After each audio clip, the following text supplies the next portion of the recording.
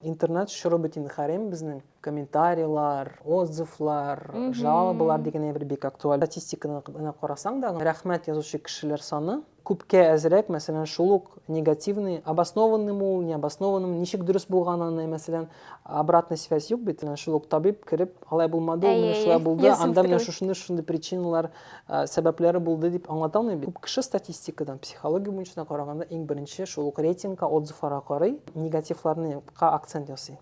Кайбер кешеләрнең карьераларын югытучылар булды, шулай итеп. Бик актив шундый травлялар була. Кемдер моны кабул итә ала, моның белән яши ала, кемдер бөтенләй опускает руки һәм бөтенләй һөнәреннән баш тарта ала. Гел табибларны яклап чыкмыйм, чыннан да табиб та хата ясый. Анда инде прокуратура һәм судмедэкспертиза эшләп, анализировать итеп, кем дөрес булмаганлыкны табып, җәза бирү ансы безнең өстә түгел, аны суд эшләргә тиеш.